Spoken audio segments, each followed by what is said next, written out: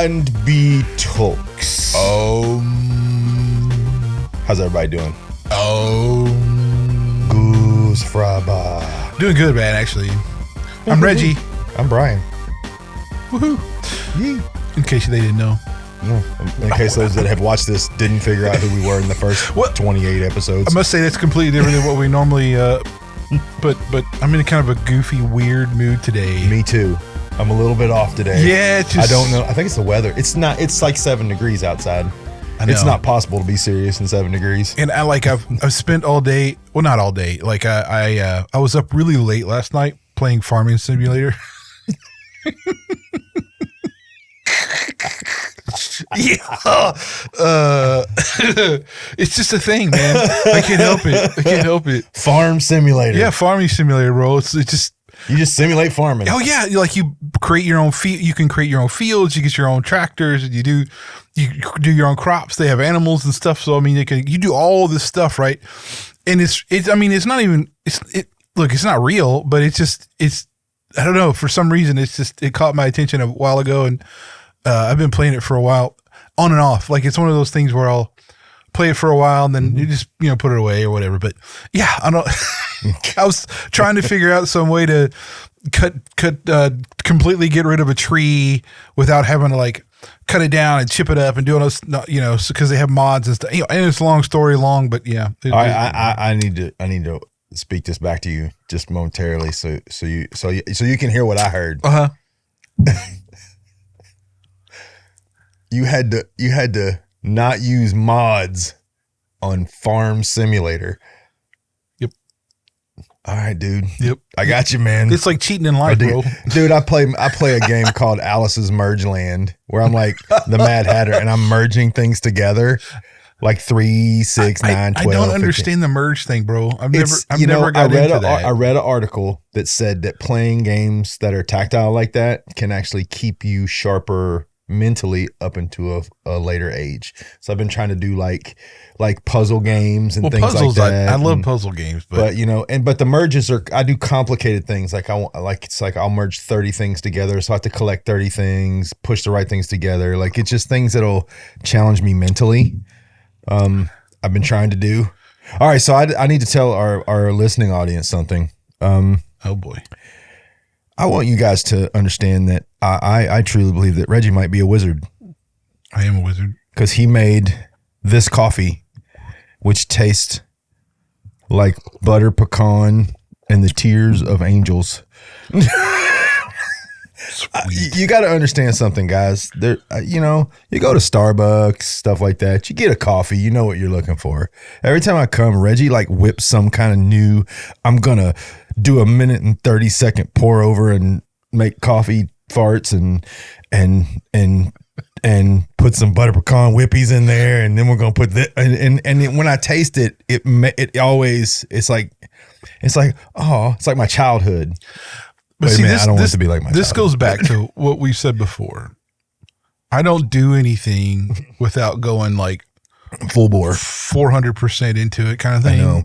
So like when I love coffee, I always love coffee. So like what held me back from doing anything with it, but it was always on my mind, was financial stuff. Yeah. So as soon as I became financially able, it was like all bets are off. I'm going to try this. I'm going to try this. I'm going to try this. I'm going to try, It's like going. You remember in Willy Wonka's Chocolate Factory when they make the overlapping gobstopper, and I'm talking about the Gene Wilder version where they pull the sheet off and he pulls the lever and there's like the thing going plum plum and all these things are happening. That's watching Reggie make coffee. Yep.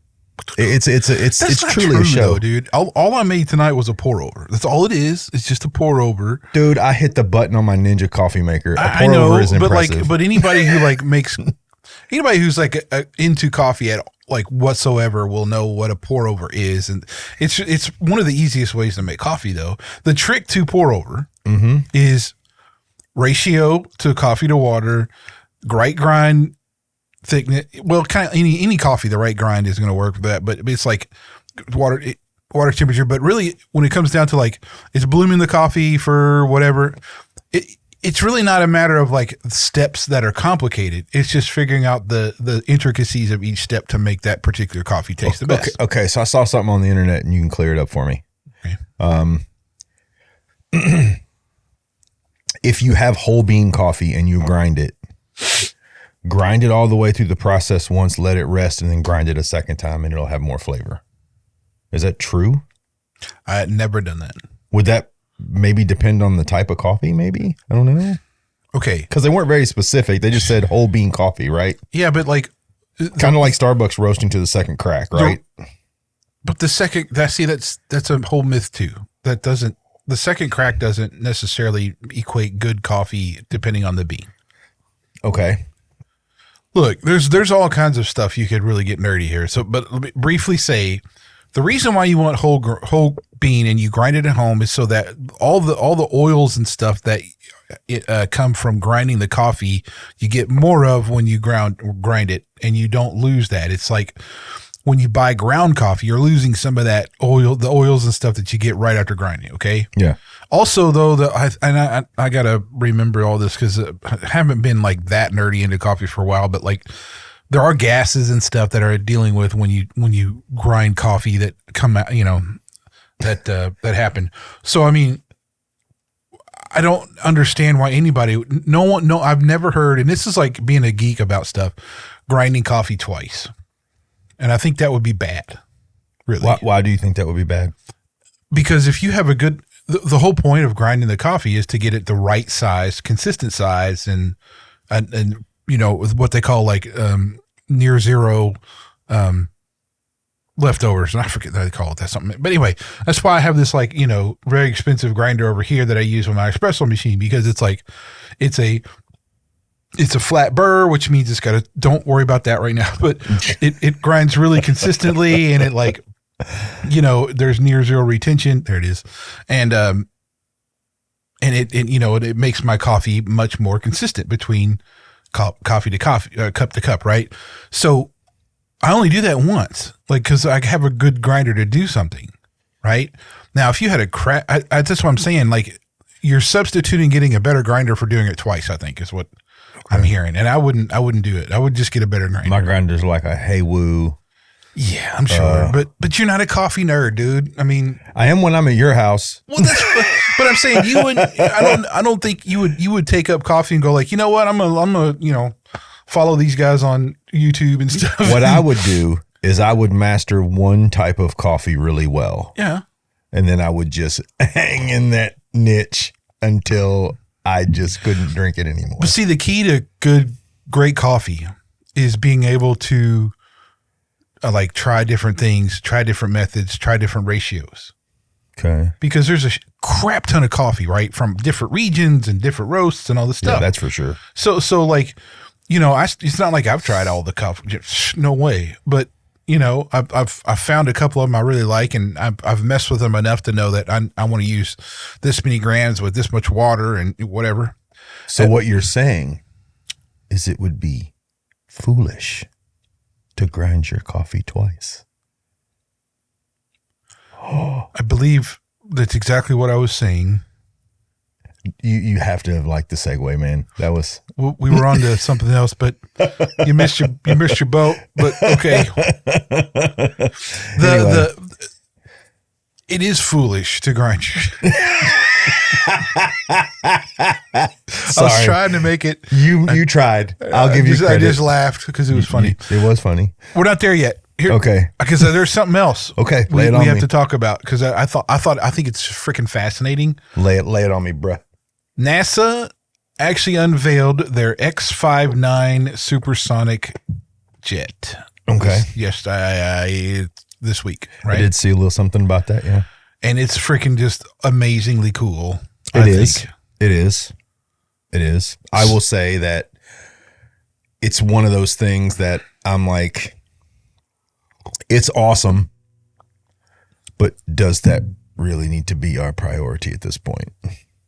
Well, okay. Look, we know here's what, like, the Concorde was wicked cool. I always looked at even like as a kid, like, I wanted a model of the Concorde kind of thing, because it was just a really cool looking plane and how it worked and everything else. But like, unfortunately that got decommissioned before I even got to where I was flying internationally for business and stuff, because that would have been just off the charts cool to do.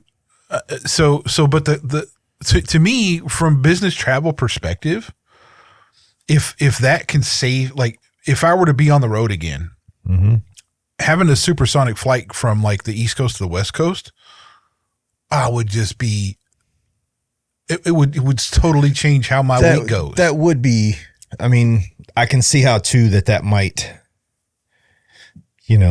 streamline air travel in general, right? Like, cuts down your flight time, dude. Yeah. I mean, by a lot, but also too, transporting of goods. Like if you get to that, it gets there and you're like transporting even for medical stuff, for all this. I mean, very true. You're talking about a whole lot of things that can happen over a greater distance because you're cutting the time down considerably, right? So I think that's why it's so cool. But I think we're way away though from that becoming passenger travel. Yeah, I think we're pretty far away from that because I mean there's still I don't even know if they've done a test flight yet for. Well, I would say they've probably had it up in the air. I don't know for how long. I don't know. It'd be hard to not have it up in the air a little bit before you told the world about it, right? No, I mean because they're unveiling their new jet. They're probably going to go. I don't know how they do that. I'm not an aeronautics, in that business, but.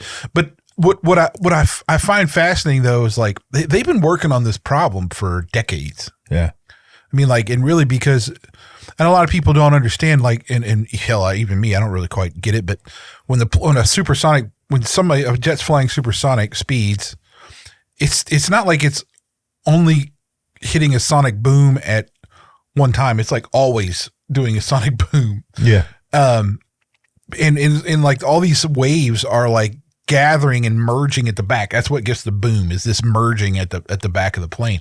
I had no idea about that until I was reading about like how they're trying to combat that thing. Cause that's why in like 1973, they said you couldn't fly supersonic over the, residential areas and stuff because people were like, cracking their windows and booming everywhere. That could be a problem. But it's just fascinating to me though, this really long nose, narrow. There's no cockpit the cockpit doesn't have like a window on the front. It's instead got like all these. They had to especially invent new sensors and ways to see on this panel and all this stuff. I don't know. It's just there's a lot of technology you had to go through there. And you're right. It's like, is that really where But this brings me to why I'm not only is that cool, but the thought of like innovation and like how that is happening in today. My concern with innovation and what's going on is that it's only for profit. Okay. Well, yeah. Like we don't see anybody. It's really not like altruistically developing new technologies for just the sake of helping people or whatever. And I'm sure there is. Don't get me before somebody says, I'm sure there are like few segments here, but either they're being held back by profiteering buffoons or it's just not getting the limelight because of all the others. You know what I'm saying? It's just, it seems like we're way into this that way. Well, I will also say this, that for a while, I haven't seen really outside of AI, which I say outside of AI as if that's not a big deal, that America's kind of been behind the curve on innovation for a while, right? On certain fronts, I mean, militarily, we're always kind of at the top of the curve. But, I mean, I remember when we used to see things and get excited about them because, American ingenuity, right? American innovation. And we just don't see a lot of it anymore. But I can tell you my theory is because you have BlackRock, Vanguard, those kind of places who owns like the vast majority of corporate America. Yeah. And then you get all that push towards what makes them money. I mean, that's really what it is. It's like you've had hedge funds and all these like big groups like that have just taken over a lot of the stuff, dude. And it's just all about pushing profit. Fair enough. Right? I mean, you talk about, you brought up before in that one episode about the pharmaceutical stuff. I mean, just look at that kind of crap. How even hospitals are making decisions based on what they get paid more. Yeah. And administratively. Yeah. So, I mean, that's what I'm saying. And the doctors aren't making the decisions. It's the pharmaceutical managers that are making the decision. So I mean that's where I'm going. It's like any innovation anymore is either being held back by other ways to make money, or it's like it just seems I'm not saying it's not happening. I'm just saying the vast majority of what I see anyway is from that profit perspective, not from a let's help people kind of thing, you know? Well, that's kind of why I got behind Elon Musk a little bit, because Elon's like, I'm going to make innovation. I'm going to be transparent, you know, with what he did with Twitter, now X, you know, trying to, you know, some of his ideas are a little wonky, like a subway underground, you know, this under all of California for the cars. But if you look at the general innovation that Elon's come across with SpaceX and with, you know, Tesla and taking over Twitter, he's kind of, in my mind, a little bit old school about innovating without really a concern for public acceptance. I just want to make really cool things, like that new Tesla truck. It's kind of a beast, man. Dude, I even looked at it. I was like, I saw the truck. I'm like, okay, that looks like a Matchbox car I would have played with when I was a kid. I got to have it. Yeah. I couldn't. Yeah, there's like, no way. No way. And it's not like I could have, well, it was pretty pricey anyway, but like, yeah, it was already sold out within like 3 hours or something. Well, I mean, but you know. he just strikes me as the kind of guy who's like, I'm going to make what I want to make. I'm going to make cool things I like, and I hope everybody else likes them. Right? Yeah, I mean, and I appreciate the SpaceX stuff that he does. I think that's pretty cool, but I still find it weird, speaking of space and stuff, that we haven't been back to the moon since the early 70s or something. Well, according to some of our we've never been there. Our left-wing lunatics, we've never been there. I don't know, bro, because you know, why haven't we? I mean, at the same token, why would we? Yeah, my question is, why would we? I mean, once you figure out the moon's not made of cheese and you dance on it a little bit, what else are you going to do? It's not like you're going to move there. I don't know. I mean, right? I mean, unless they plan on colonizing the moon, there's no real reason to go back to the moon. Colony, man. Yeah, I live on the moon. Dude, I would so live on the moon, man. If they had I would just do it just because. Yeah, I gotta go hang out on the moon. People be like, where you live? On the moon? On the moon. Be hard to get home for Thanksgiving, though. 2234 East Broad Street. Moon. Planet Moon. What's the zip code? 1. Because you'd be the first people there. Yeah, I don't know, but that'd be cool. No, like I have had concerns about that over the last few years.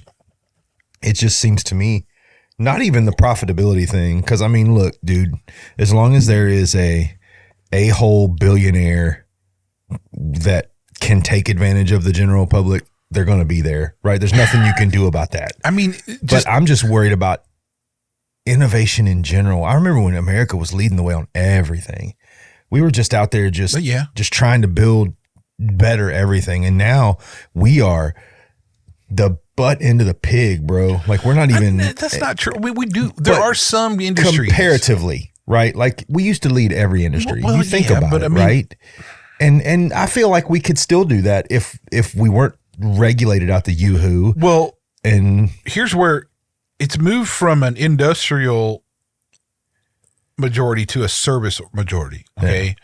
So because of the labor cost overseas, like the industry complex is like industrial complex have moved that way, right? To like, this is how we're going to manufacture. We're going to do it over there because it costs us this much, blah, blah, blah. We can keep, we can put our costs down, whatever. But actually our consultative, like service oriented businesses and stuff that we have in America, that's what has still remained high and accelerated some, right? Yeah. So we've moved in our country from a industrial, like make our own stuff, production type of stuff into a more consultative, service oriented business that is more what we're doing. Now, I don't think we should be one or the other. I think you have to have both if you're, but this goes back to like the globalization of everything. But okay, we're not going to get into all that because that'll end up. That's a lot. That's a whole nother episode. Oh my God. It's a whole nother episode. So before we get into stuff, let's hear from our sponsor. Yeah, Ryan. Sponsor. Take it away. Okay. Are you a small business or solo entrepreneur looking for more of a presence online? Technology is ever changing, and with more and more people spending most of their time on screens, it's important to have your brand out and about, getting the most exposure possible. Worried about not having a big budget for website design or social media? At Edwards Managed Technology Computer Consulting, we cater to every business or solar entrepreneur's individual needs to come up with a plan that works for your product and your wallet. Interested in learning about how we can manage your online presence so that you can spend your time doing what you love to do instead? Visit www.emtcc.net to make an appointment or give us a call at 1-888-551-2770. Mention R&B Talks for 10% off your appointment. Remote and on-site options available. All right, we're back. We got sponsored. Now we're back. All right, look, before we get into talking about foolish things, one foolish thing in particular I really want to talk about. Okay, go for it. The absolute overabundance of sex workers online. Agreed. That's what it seems like. I'm not saying they are, but look. Well, dude, look. I am convinced if you're on Instagram or Facebook and you identify as a male, let's put that precursor in there. You are bombarded. Regardless of what you look at, you are bombarded with images of half naked, 3/4 naked, 89% naked chicks sometimes just doing stupid stuff. Like nobody wants to watch it, do cartwheels in the swamp with nothing but your socks on. Nobody wants to watch that. Oh, there is. Well, there's idiots that do, but it's, look, I understand there would be some of that, right? Yeah. But it just seems like it is just out of control. And look, this is my let me say this. This comes from my Instagram feed. What I follow, pipe and cigar stuff. I follow like some preaching, some apologetic stuff, some Liberty University stuff. That's what I follow, right? Yeah. Stuff like that.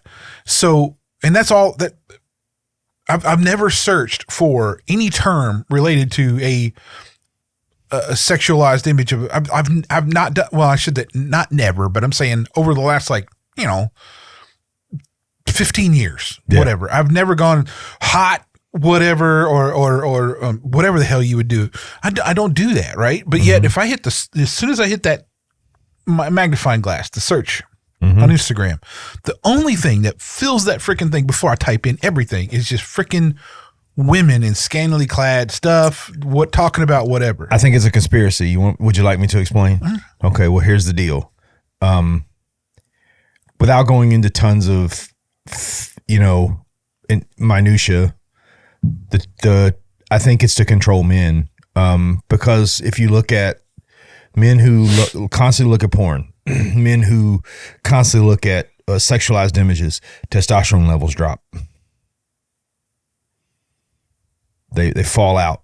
Men actually, it's been proven that at a certain point, men lose their sex drive due to these images, right? Like they go back. It's overstimulus. It's overstimulus. Yeah. So I think there is a concerted effort to weaken the male species, men in general. I think that it is a form of control. I think it's a form of, look, dude, there's not a man I know that hasn't looked at a scantily clad woman, including myself, at one point in their life, right? I get it. But it's another way of controlling the alpha male. And what I mean by the alpha male is testosterone, masculinity, all those things are being dampened by these images that I think are intentionally being flushed into our systems. I mean, think about it. You can't open a magazine anymore.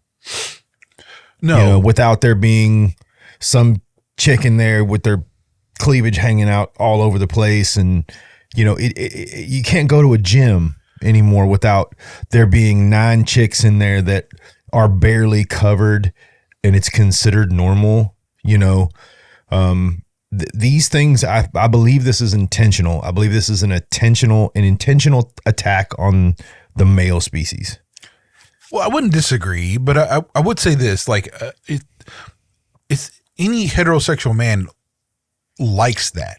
Okay. That's not so in other words, it's not that me or you are saying that these women, we don't like those images. That's the problem. We do. Mm-hmm. Those are things we're wired to be attracted to. Yeah. Mm-hmm.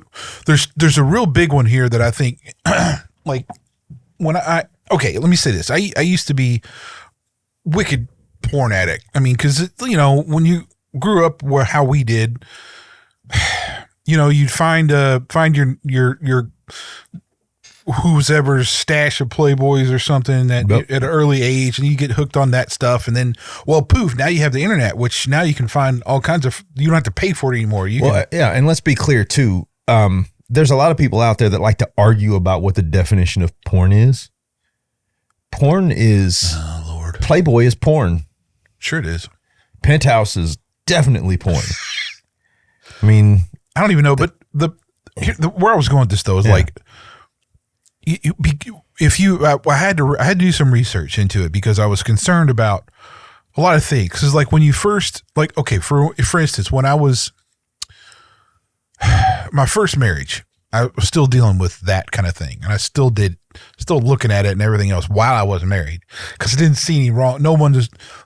There wasn't anything wrong with it in terms, like, you have people telling you that it's okay, and you still do today, by the way, that, you know, all this stuff. And then after that marriage failed, I really came back to my roots and finding, you know, my walk with Christ at a much more deeper level and all this stuff.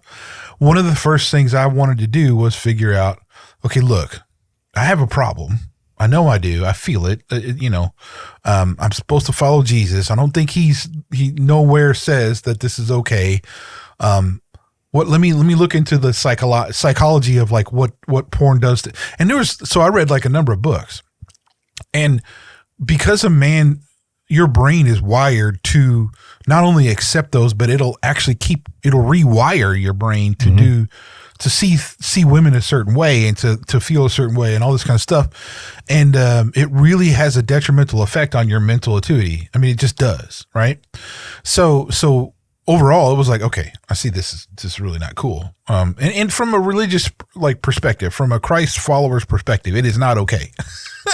So it was one of those concerted efforts that it's not like I never, look, it's still there. It's like any addiction. Like, it's still like I feel pulled to that material, but I'm choosing not to engage in that stuff anymore. Right. So it's just like any other thing, but what it goes beyond just Instagram and stuff. The Instagram and like Facebook and TikToks and all that stuff are really they're like the now of where billboards and stuff, magazine articles and stuff have been for a long time, over sexualization of the women. So regardless if it's like a real true, concerted effort to damage men, which it probably is, it's still like, you know, it's just really upsetting to me that we all this, and especially with all this women empowerment crap, you know, how is that you're not getting empowered? Yeah, that's not empowering. You're actually just making it to where an average female who doesn't look like a model mm-hmm. is going to be shunned. Yeah. Because all these dudes are used to looking at all these pros who that's all they do is their body and they use it. So that's another problem. I mean, I would never have had some of the relationships I've had with women had I not got rid of that stuff and moved on, because I would have always been looking for a particular physical appearance. Mm-hmm. But you know, honest to God, the best thing that ever happened to me was realizing that is not, that is so not it. And I need to look at other things and look deeper into that. That has saved my ass, I think. And that's why I have the wife I have now, because she's freaking awesome. Well, and that's something I'll say is, you know, one of the things that I'm most enjoy about my wife is that she's very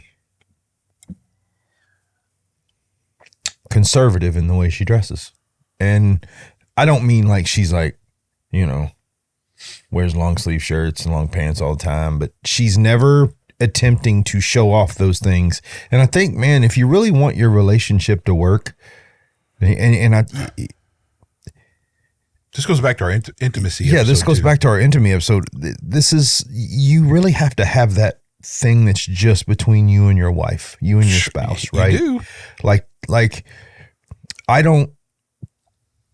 believe that if you have a healthy relationship, then you don't really feel a need to plop your boobs out and do all the crazy things and go out there, because you're getting what you need at home. And this is as much speaking to men as it is to women.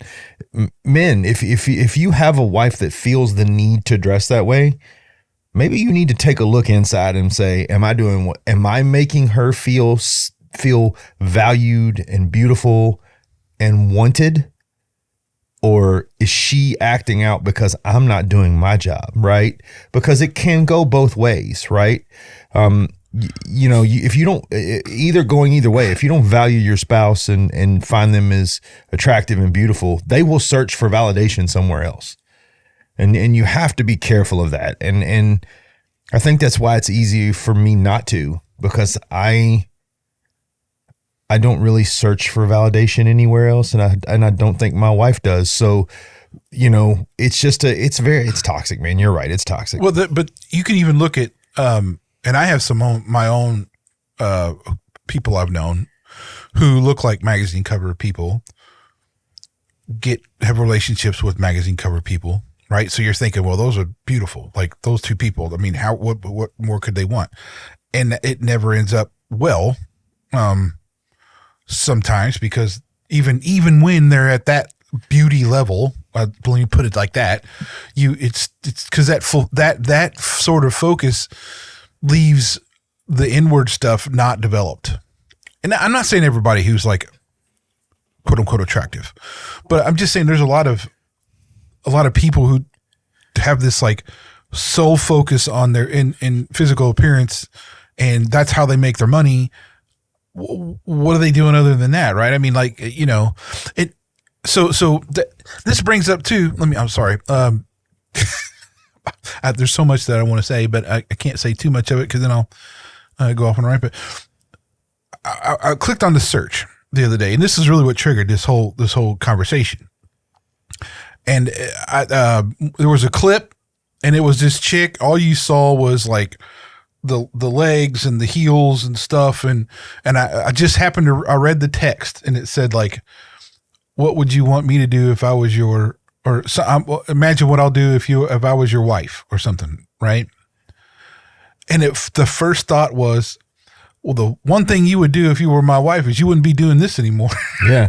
I mean, put some clothes on. You know what I'm saying? Like, it's just like, I don't know if maybe is a thing where people are like doing that modeling stuff and looking for, I don't know, a golden ticket. I don't know. Well, but it just like, I was like, why, what possess you? What would no, I don't. If you were my wife, you're mine. I mean, well, and I know that sounds possessive, but I'm sorry, but it's just like I'm yours. Yeah. No, you don't share me with anybody. You're not getting shared with anybody else. But you got to understand too that these people are hyper aware that there is an entire segment of the male population that feels incapable of achieving either a quote unquote hot girlfriend or quote unquote a hot wife or quote unquote a relationship in general, and they feed off of that population of men. But I think that population of men is directly affected by, again, I don't have the specific statistics right now, but there has been a massive drop in testosterone and things like that over the last 30 years. And that, I believe that's the population they're after, is those men that are convinced that they're not capable, or they're unable for whatever reason. And, they're not hoping to land on you and me. Right. But they're going to, it's kind of like shooting a shotgun. You're going to shoot it. It's going to hit everywhere. You're just hoping that you hit in enough spots where you get enough responses. Right. Like, so foolish behavior begets foolish behavior. So the fool that goes on to the internet and strips down to nothing and takes pictures and posts that and says, "We who look at me" is going to get the fool that legitimately thinks that person wants to be. Well, that girl wants me. Yeah, that's the thing. No, she doesn't. I just care less who you are. Why? Well, look, it's the same way as like I think nowadays we're just inundated with spam. Mm-hmm. So this is like, for me, it's another like spam. Dude, I'm not trying to be crude, but I get 1,000 emails a day, random emails about boners, about help with your boner. You know, I mean, and I've never once typed into the internet, help my boner. It's just guy thing, right? Dude, it's just, but if once it's that algorithm. That's why when you put in that information, it asks you your age, are you a male or female or otherwise, right? Because as soon as you click male, you're going to start going into inboxes to get random information thrown at you. I would just say that, like, if you're a guy and you are trying to be a better man or trying to be a man, it would be foolish to continue to look at all this nonsense and think that's okay. Yeah, it would. It's understandable that you would get wrapped up in it. So I don't have any like. Yeah, I don't want to shame anybody. Right? No. I mean, that's what I mean. But as a dude, the more you can get away from that type of stuff, the better off you're going to be, both physically and mentally. I mean, it is. It affects all kinds of things. So now, we did mention some foolish activity. Yeah, I got one for you. You ready for this? I'm ready. Let's go. The FAA announced today that according to their new DEI structure, that they need to hire more cripplingly mentally insane people with severe mental disorders working for the FAA. Come get some of that. I got nothing. That is just so ludicrous. That is so epically stupid. Yeah. That I can't even begin to calculate. I don't even know where to go with that, bro. And also, several law enforcement agencies across the United States have been reported to have lowered the standard for recruitment to include repeat minor criminal offenders. Man, look, I don't even know where to start with that. No, but I mean, it doesn't even surprise me though, dude. Yeah. I mean, I guess that's. I don't even know where to start with that. It's just maybe because I think they're minor offenders, they're not major offenders. I don't know what would be a minor offense. I don't know. See, that's the thing is it's this whole DEI thing, right? It's this whole, equity and inclusion, diversity, equity, inclusion. Now we've gotten to the point where it's no longer about enough black people or white people or Asian people or Hispanic people. It's about enough crazy people, enough criminals, enough. Where does it stop? Like, where does it stop? Where does the foolishness? See, I got it in again. Where does the foolishness stop? I'll tell you where it stops. When you take up what Rand Paul said a long time ago, get rid of every single department known that there is in the government. Every single thing that has a department before it, gone. That'll get rid of it. You don't need it. It's stupid. Is there a department of everyone has lost their mind? Yeah, well, that one should stick around, apparently. Yeah, because I mean, literally, I understand. I'm seeing headlines, man, and it's okay. So what we're talking about today, kind of if you haven't caught it already, the topic is foolishness, fools, foolish behavior, and I think one of the problem is I feel a lot of days like I wake up in a cartoon. Well, dude, anymore. I mean, right? But it's everywhere. I mean, I guess, okay, let me say this. Okay. The more you focus on what's near and around you in your circle, the less crazy everything affects you. Yes. Okay? True. So I'll say that for me, I made a concerted choice years ago to not follow the mainstream media, to not read mainstream media, to not follow politics, except for just to know who I'm voting for and to see what's going on at the just a little bit about it. I only look at stuff just to know what's going on at the least amount possible. Everything else, no. Right? Yeah. Now you're going to see a lot of things because of everybody's connected now and all this kind of stuff. But I mean, in general, that's what I try to do. Yeah. And that has helped my mental state tremendously. Because I'm not a fool.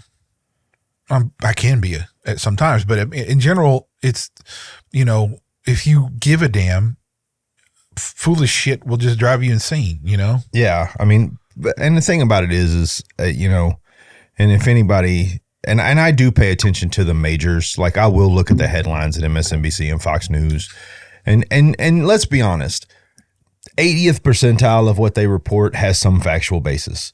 But what gets buried is when they come out with the crazy stuff, the foolish stuff, right? Well, yeah. Like Fox News reported today that the FAA, it's very, very much real, and FAA recruiting applicants with severe intellectual psychiatric disabilities under DEI initiative.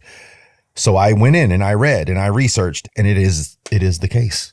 Like and these are the things that drive me to the point of I'm not understanding my world anymore. Right? Like I'm not trying to, like, I don't really pay attention to the news. I read headlines once a day and then I close it. I don't watch live news because that's just opinions. That's just people voicing their opinions. It's no longer news. The Walter Cronkites of the world are gone. It's propaganda. Right? It's propaganda. Right? So, but, and there's as much ridiculous stuff on MSNBC as there is on Fox. So it's not me picking on one or picking on the other. They're all one's just as bad as the other. Agreed. Right? But it's the thing is we've gotten to this level of foolishness that just doesn't, it's literally like I'm living in a Scooby-Doo cartoon. Like, well, it really is. Okay, so how would you define a fool, Brian? The way I would define a fool would be someone who neglects the physical, the mental, the emotional, the spiritual part of their life in an effort to be willfully ignorant. That would be how I would define a fool personally, right? Willful ignorance is a fool, right? But I don't know if it's, okay. If you're willfully ignorant, if you think at any point in your life that you just know because you know, and you're just going to spout whatever it is that's running through your cracked out head, and you're not going to do any research, and you're not going to chase things down, and you're not going to follow up on them, what in the name of Pete? Okay, I wouldn't. You're a fool. That is, well, it is foolish, but I would say, I think there's some clarity that needs to be around that. Lay it on me, dude. In order for, let's say someone makes a belief choice. This is going to be a worldview point that I'm going to go down. Okay. They've had to come up with that from something, either environmental, or they read something, they're infected by the media, whatever, right? Yes. So they've made a concerted choice that, hey, look, this is a perspective I'm down with. That's not necessarily foolish as it is. They're listening to the people that influences them, and they've chosen that. Well, but I use you as an example, Reggie. I will disagree with you on that, and here's why. Well, I wasn't done yet, but okay. But here's why. But just on surface, I know your story. Yeah. When you decided to find faith, you researched. I did. You did the work. I did. Right? And you didn't make foolish decisions going down that road. But if your worldview, but maybe that's just me, because I keep my circle tight and small. So I don't really have a lot of outside influences pouring into my life. Okay, but here's where I was going. Okay, right? I'm sorry. So someone who's inundated in the educational system and has followed that and like takes all that to heart and then follows all that stuff and is just consumes it, right? That's their influence. That's where they are. That's where their friends are. That's where everything are. They're not hearing, they've really not been shown a different opinion about anything else. That's just exposure to certain things. And that's I don't particularly think that's foolish. I think that there's a lot of stuff that can be foolish there, but I'm saying that person is not necessarily a fool unless they get someone that speaks something that is not what they believe and they completely shut it off, don't listen or whatever. I think that is where you come with that's the fool part. Okay. Because they've had an opportunity to see a different perspective, to hear something, and they've completely shut it out and neglected and just thrown it out like with the bathwater. Right. Yeah. So, cause that's what I mean. There's a lot of people. Here's why I say that. Because there's a lot of people right now in 2024 who haven't been in a circle where there's anything but foolishness. Yeah. I mean, and I'm not saying that it isn't foolish. I'm just saying classifying someone as a fool who hasn't been like, or who hasn't been like really in that circle to know any better. It's just ignorance at that point. You know what I'm saying? There's a difference between ignorance and foolishness. Ignorance is you just don't know. Right? You just don't know.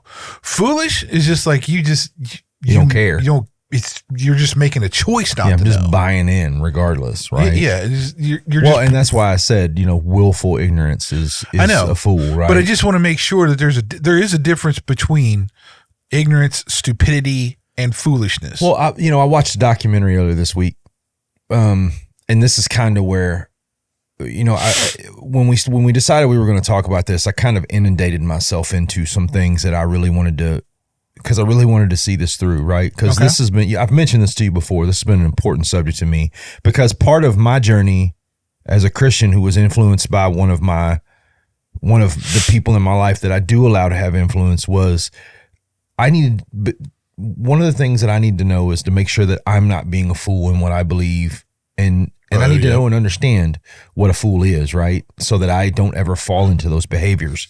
But, I watched, have you ever heard of the Mother God cult? The lady that wound up in Colorado, she called herself Mother God. She wound up with a bunch of followers. All right, so this is where I struggle. Common sense would tell me if you're saying something nutty, then it's nutty. So this is what she told these people. She said, hey, I want you to know that I'm the Mother God and I am funneling all the energy for 8 billion people so that the galactics can hear it. Would you like to know who the galactics were? I would love to know. Carol Burnett, Robin Williams, to name a few, just celebrities, right? And she very obviously and poorly photoshopped her into a picture of all these galactics. And all of these people who were successful people or came from good families bought this garbage hook, line, and sinker.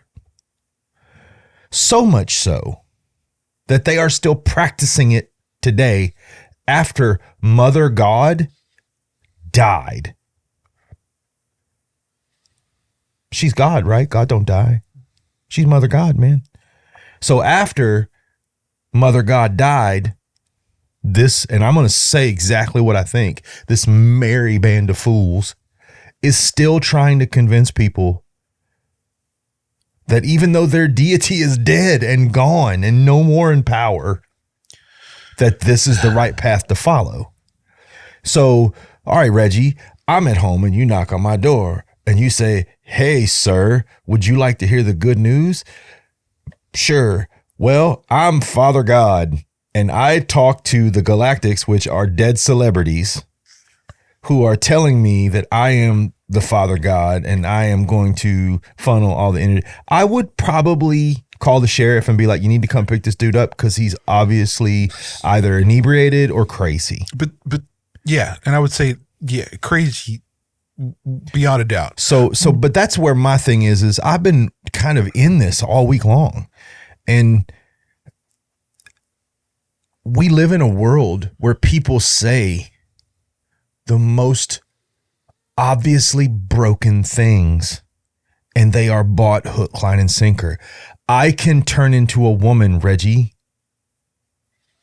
I am a cat. I know. And we all go, sure you are. What? Sorry, man. It just, I get emotional about this because I just don't understand. I can't even begin to piece the puzzle together in a way that would make sense. One of the, I forgot which philosopher now. Socrates. Socrates. No. I don't remember. Okay. The more wisdom you have, the more miserable you feel. And I really find that on par, I guess. Yeah. But that's I guess where I come from. Okay, let me go back to this. Okay.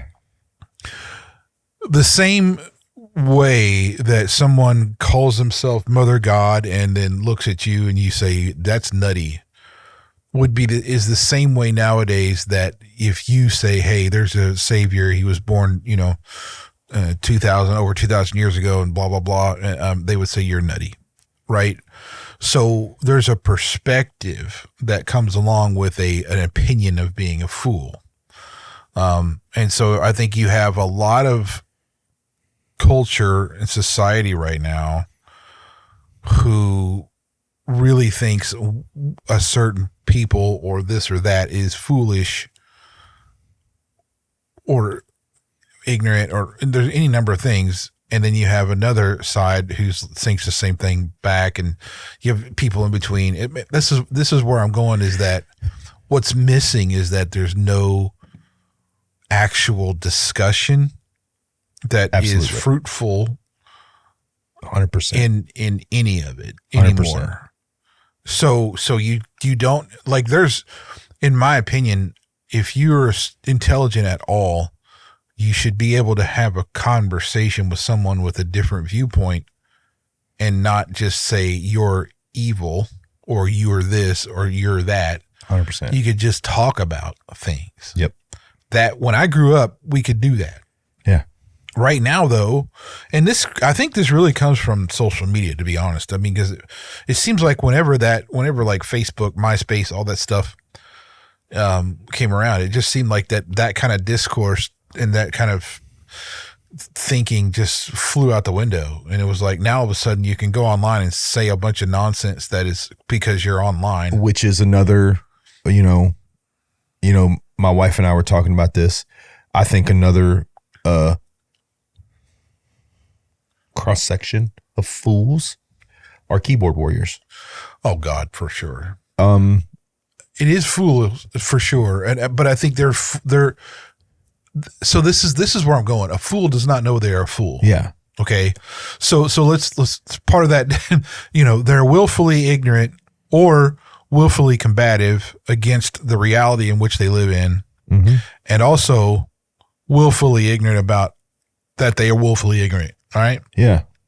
So you have this I don't have no idea how to break that cycle, to be fair. Well, I don't think, I think this all started, and honestly, if you want to track this back, Reggie, it goes back to the whole snowflake syndrome, right? Well, I would say the beginning, right? The institutions are where the educational institutions are where the mindset of words of violence and all this stuff comes, and all that comes from Marxism. Yeah.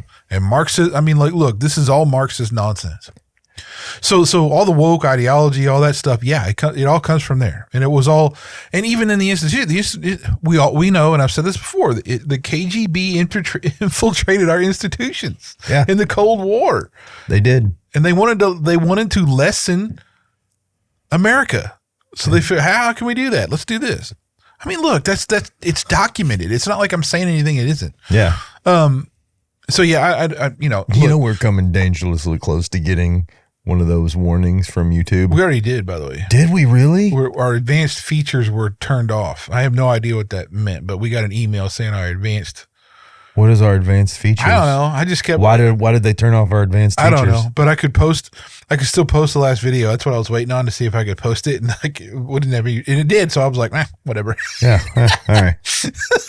That's what we get for telling the truth. Yeah. Well, I don't know, but but anyway. A neat fact for all you biblical dudes and dudettes out there. Did you know, Reggie, that fools or foolishness is mentioned approximately 360 times in the New and Old Testament? I did know that, actually. Isn't that crazy? It is very crazy. Obviously, somebody's trying to drive a point home.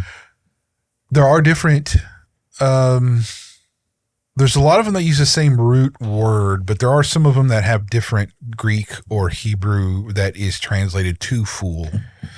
But in general, it kind of means the same thing. So that just to get really dorky with it. Now you got it. Now you know I got to, after this is done, I'm going to go research what advanced features are in YouTube and why they get turned off. So let me say this though. Proverbs though is like the book is a book for wisdom. Yes. Okay. And it's got a lot about fools in it. Well, that's what I mean. Like if you think about a fool, if foolish and wise, those are antithesis, right? Yeah. Antithetical, I should say, right? To each other. So the more wise you are, the less foolish you are. Proverbs is a way to look at things and say, hey, look, here's how to not be a fool. Here's how to be wise. He also, cautions a lot about, or I should say, there's a lot of different, they still don't know verifiably who the author was. But anyway, look, it's just, there is a lot of foolishness. And I would say, I think a lot of mental capacity is shrank, to be honest. I don't know, but also too, I gotta like strongly caution our discussion here to say that I think neither of us are like actually, in a circle that has a lot of 20 somethings, has a lot of, like a vast number of differences, like we have some friends, of course, that are ethnicities and everything else, but we're at that age where most of our people we talk to and everything are older, So I just wonder, like, if I spent some time with some 20 somethings, what would I think? And obviously I've been around them. I'm not saying that, but I'm not engaged closely with anybody right now who's in the 20 somethings. No, I'm not either. Well, I take that back. I do have one or two at my job that I'm engaged with, right? As far as just daily discourse. And thankfully, they're very common sense driven people that I appreciate, right? But just so you know, I do feel like, I talked about the Fox News. I do want to put this up there. WDPE.com, Nation Worldwide, is a news channel. Reported that the president, Jason Johnson, of the Law Enforcement Legal Defense Fund, says that the changes, including in helping boost law enforcement, are as follows: getting rid of college requirements, changing the standards for prior drug use, changing the standards for prior criminal activity, having a criminal record, and eliminating physical agility testing. So I want people to know that I'm not just pulling this stuff out of my keister, right? Like, this is not me just, imagining things. So you have a couple things here with law enforcement. One is that people have fled from that profession. Oh, absolutely. If in droves, right? And I want to say something. Big shout out to good, solid police officers, first responders. I love all of you. I have utmost respect for you, right? I know you talk to anybody that knows me, Reggie, you know me. I have nothing but respect for law enforcement, nothing but respect for firefighters, EMTs. You're fantastic. So let's just preface that. I want to, along with that story, why that's also spot on for what I would assume would go on. They want the law enforcement to be dumbed down and not as capable. Yeah. So there's two things here. One, I'm not a big fan of the over militarization of the police force. Me either. No. Okay, but I don't want a bunch of dumb people running around trying to solve crime. That just makes no sense. But the courts ruled that police officers don't have to put their life in danger for you.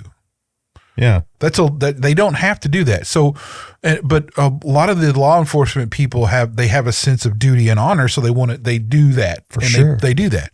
However, where I think that is pointing to, and where I think it's would logically following what that particular perspective wants to go, is where police officers will a crime is happening, even if the cop were to show up or whoever, they'll watch what's going on, wait until it's done, and then they'll come up and get anything they could, like scratch notes or whatever after it's all said and done, and where they will not be in danger. That's where I foresee. That's what that points to, is a lack of, because physical agility, they're not going to be running after anybody. Yeah, they're not going to try to chase. They're not going to be like throwing anybody on the ground who's violent or stopping somebody or anything like that. So in other words, they're just trying to make the law enforcement people just be just the sheep, just like everybody else. As far as the drug thing goes, do you think that coincides with the attempt to legalize drug use, allowing people with, provable prior drug experience? I don't really care about the drug use, dude. Well, I do. It depends. I don't want somebody who was hopped up on heroin or addicted to oxy. That stuff jacks with your brain chemistry. No, I understand and your ability that. to make, even after you're off of it. Yeah. That alters you, man. Look, dude, I get it. Glad you're off of it. Glad you're doing your thing. But I don't want you out there where you're going to have to make like crack decisions quickly. That's where that's pointing to, though. They won't make crack decisions. But you know what I'm saying, right? Like, I don't want you out there under all the pressure there is. I'm just saying, look, me depending on the dude that had a few too many oxys and ain't thinking straight. Look, anyway, a traditional police officer, no, I would say that's absolutely insane. Who's protect and serve. Yeah. That kind of police officer, hell no, I don't want to be hopped up on anything. What they're talking about here, though, is not your traditional law. No, it's definitely pointing to, like, they don't even carry a gun. They probably don't. None of that stuff, right? Yeah. Just go on. That's what I'm saying. They'll be completely stepped away from the actual criminal activity, where they're not stopping anything. They're just investigating after it happens. Yeah. That's a problem, though. I think being a police officer doesn't pay well. It's not like that's a high paying job anyway. It does not. It is. Although I will say that, if you look at state troopers and stuff like that, their average pay has gone up in an attempt to try to bring more officers in. It still ain't enough. But look, even I don't care. So I guess here's what I'm saying. Like, no, I don't agree with that, with those stipulations or whatever. But I just think that that's just another piece of a puzzle for what they kind of want the country to be. Yeah. It's in this. When you have people who say words are violence. Yeah, that's ridiculous. No. You obviously have never been in a violent altercation then if you think that words are violence. Yeah, you obviously never been there. Words can proceed violence. And they will if you come at me in the right way. Yeah. But no. There is no violence in speech.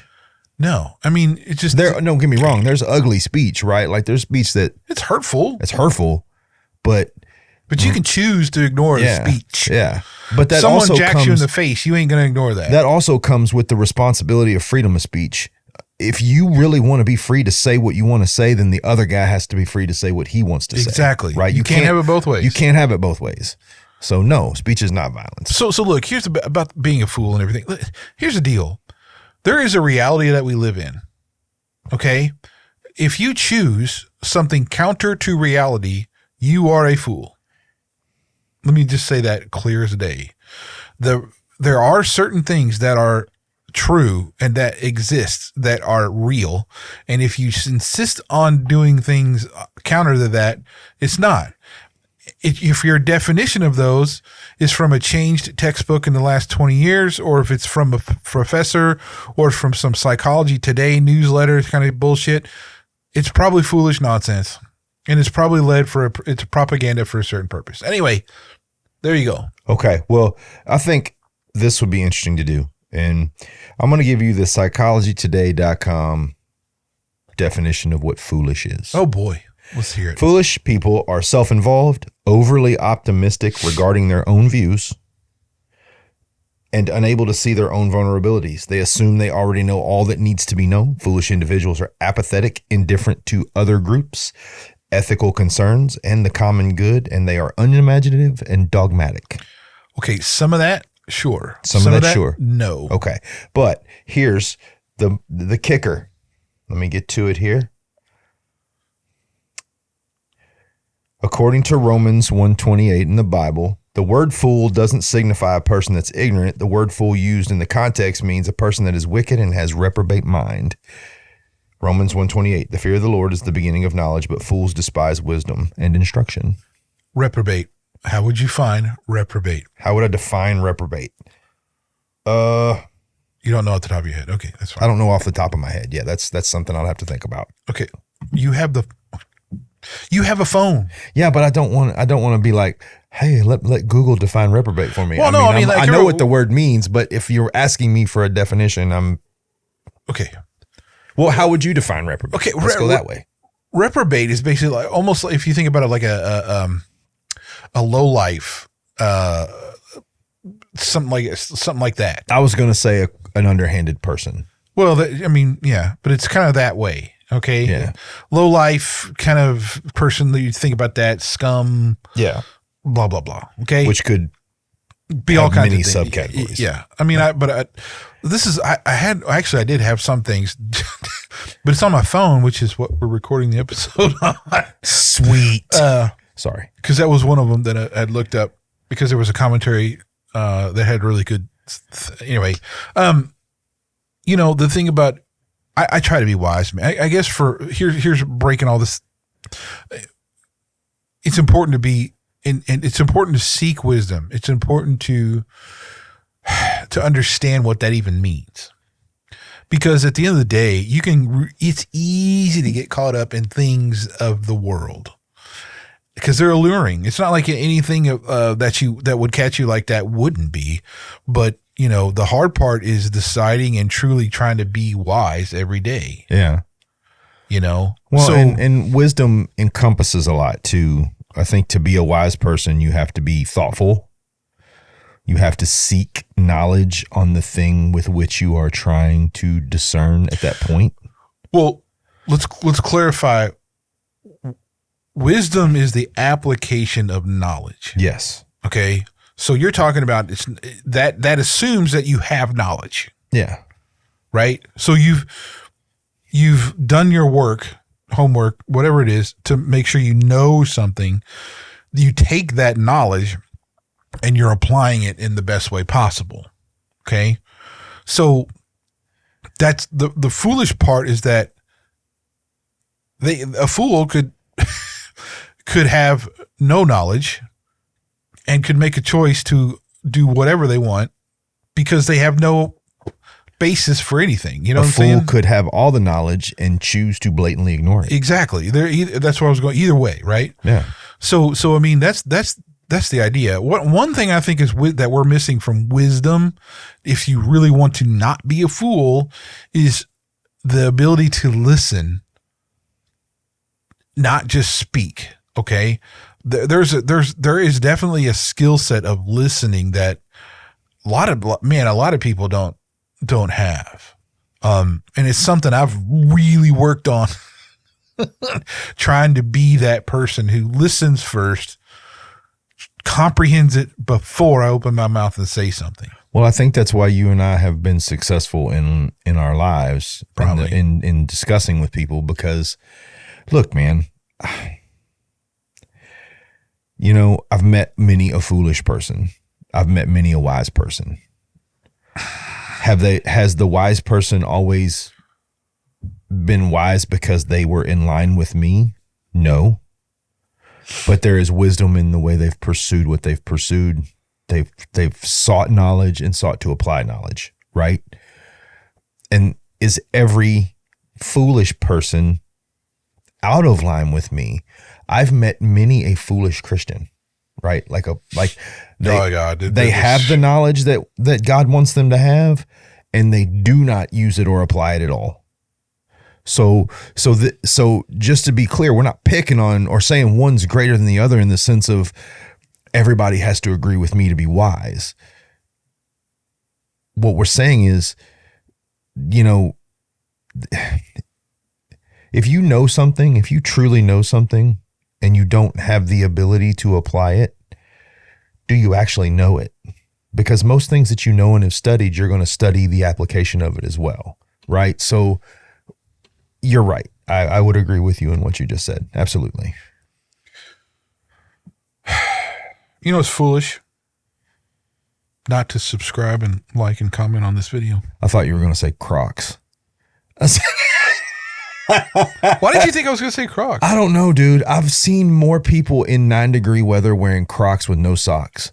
Are you people cracked? I don't know. That's kind of sounds like something I would do, really. But yeah, but I mean, like they wearing them like they were going to the beach. You're not going to the beach, man. You're going to the JC. But again, I'm a polar bear, bro. So I don't really. It's not going to bother me. Yeah, but you're a big guy and you're warm blooded, man. Actually, I used to have a Croc thing. I used to wear Crocs a lot, but they're super comfortable. Mm-hmm. But I didn't like how they always make my feet sweat like a lot. Well, they are like non-breathable, like foam. I know, but they're they are comfortable as all get out. But like I just didn't like that part. So I still have some Crocs. I never understood the whole let's put little decorations on our Crocs. Well, I didn't understand that either. But yeah, like they just. Yeah. Speaking of shit, though, I did get a new pair of my moccasins, though. I was admiring those from a distance. Yeah. I like those. Those are very. I ordered them from Etsy. The place is King's Trail Leather, and they actually you measure your foot and do all this stuff, and and this is what I wear around the house, man. This is it. So dude, they get a lot of wear. You are so like. You're like eclectic in so many ways. Oh God, yeah, bro. You ain't. It's awesome.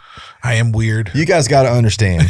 So Reggie weird. And I could not stand on further ends of the spectrum as far as how we do things. I am a tennis shoe, sweatpant, t-shirt guy.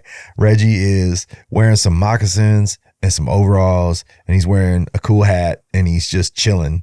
And I aspire to be more like him because although I am always comfortable. Right, like I strive for comfort. And well, I mean, look, here's the deal. I'm hanging out here, and I just love overalls. Always have. Like, it's just something about the utility, the durability, the my pants aren't obviously going to fall down. I don't have to worry about anything. It's because of my body shape. I always had trouble with a belt, so I've always been a suspenders guy. So like when I wear suits. For work, it's always I wear the suspender, and usually it's a 3-piece. I don't like. Yeah. I usually have a 3-piece suit. I don't like a. You like a vest? Yeah, I really like a vest. For some reason, do you like a Parisian like shiny material vest underneath? It depends, man. I mean, like most of what I have right now is like it's like darker earth colored stuff. My wife, when I was gonna be the officiant for the wedding that I was in. I had to buy a suit. I was so lost. I haven't worn dress clothes more than once in the last 3 years, dude. There's nothing like a good suit though, dude. I mean, but a good suit costs money though too. So it's like, I bought a JCPenney suit. That's okay, man. It's all right. And the jacket is a little bigger, but I'm wider across the shoulders. So unfortunately, unless I have a suit tailored, it's going to have a bunch of room in the jacket. Here's what I'll tell you though. Always have a suit tailored. Yeah, but that's expensive, dude. You can buy off the rack, but take it to a tailor and have them customize it for you. There's people that'll do that. I mean, the pants fit perfect, but I need the jacket sort of to not be so. I have to get an athletic fit as well. You wouldn't assume that but it is because the way I'm still like a triangle even to the shoulder though, man. It's the shoulders. Yeah. So there's some online stuff that'll do custom tailored suits right? So you send them the measurements or whatever, and they'll make you a custom. I'm debating doing that actually, just because I really want to try it. And I got like some things I'm going to need a suit for, and I do have some, but I gotta go get my suit taken in. Then I gotta find somebody that can do that. Yeah, they can do that, bro. I mean, somebody can hook me up, dude. Yeah. All right, hook it up. So look, we hope that everyone chooses to be more wise tomorrow than they are today. We hope that they turn back on our advanced options. I don't even know, dude. I mean, I don't know. I just got an email, and I just kind of. Did you read the email? I did, why? but it doesn't say why, bro. Does it say we're being reprimanded? No, it just says, "Hey, blah blah blah, inactivity or community guidelines or whatever," and it just says it doesn't really there's like no way to even discern. No, nice. It's asinine, dude. Yeah, well, is what it is. So here, lack of our advanced features. We hope you are well. I hope you're well. And like Reggie said, like, subscribe. Thumbs up, thumbs down. Argue, talk, whatever. Chat us up. We appreciate you listening. We're R&B Talks. See you later.